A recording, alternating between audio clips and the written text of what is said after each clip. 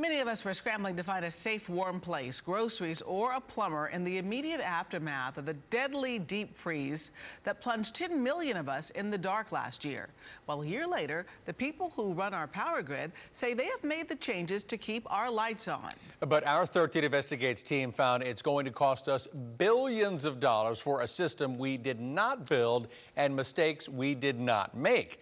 Ted Oberg crunching the numbers.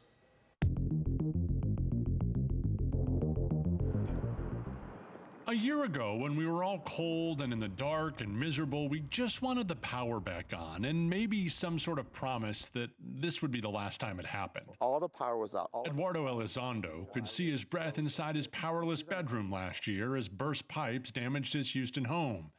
What he didn't know then, but probably should have suspected, is that we, the ones who were in the dark, would eventually write the checks to fix a problem we didn't create. And now, a year later, that's exactly what's happening. Is anyone looking out for the Texas consumer?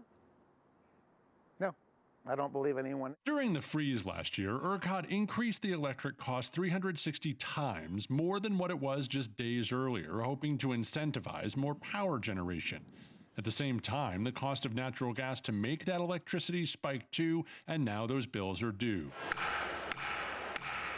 It is so much money, $3 billion of your dollars for electricity, $3.4 billion more for gas, that state lawmakers allowed the bills to come to you for years, sort of like a home mortgage. The kids here at this park may be here with their kids by the time the final bill's paid for Winter Storm Uri. Tim Morstead is a consumer advocate with AARP Texas. Consumers have been left out in the cold. Those $6 billion are just the cost for last year's bills. You're paying billions more for the improvements power plants made too. But finding that exact number for winterization is almost impossible. I don't think the public has any idea of how much money this is going to cost. We, the people of Texas, deserve better. And so I decided it was time to stop being polite. Allison Silverstein spent decades building and analyzing giant electric systems in Texas and around the country. She even worked for the PUC for years. She says when it became clear no one was telling Texans exactly what this bill was going to be for consumers, she dug in and did it herself. All of the measures that we could find, made a list, added them up, and that's a whole lot of cash. In a report filed with the PUC this fall, Silverstein estimates Texans are on the hook for $1.7 billion to winterize plants and modernize the ERCOT system.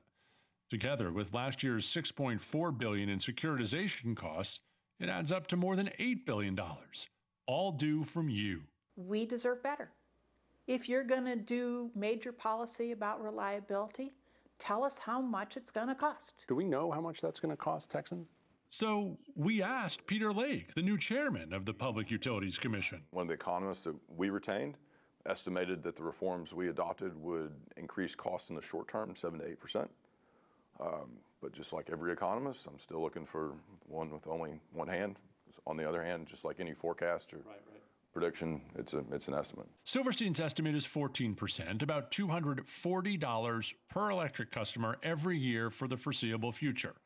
But what's more concerning to her is that so many changes have been made so fast.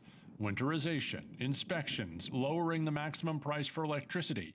It's not clear they'll all work to build a more reliable system. Is the cost worth the benefit? Or is the benefit worth the cost? They didn't answer that question? They have not yet answered those questions, no. Peter Lake is convinced the PUC team has. We found the problems, we fixed them, and we're going to continue to make it better. The next storms will prove if he's right, but well before then, your next power bill will prove who's already paying. As consumers, we're being unjustly penalized for a problem that should have been theirs to fix.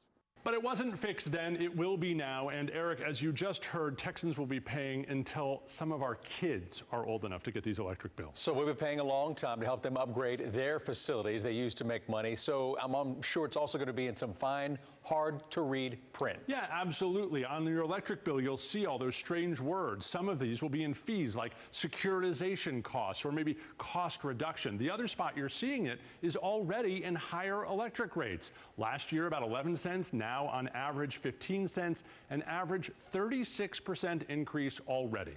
Some of it the cost of natural gas, but Eric, others of it in what the PUC calls reliability costs. Tough to swallow, but a good breakdown right there, Ted. Thanks a lot.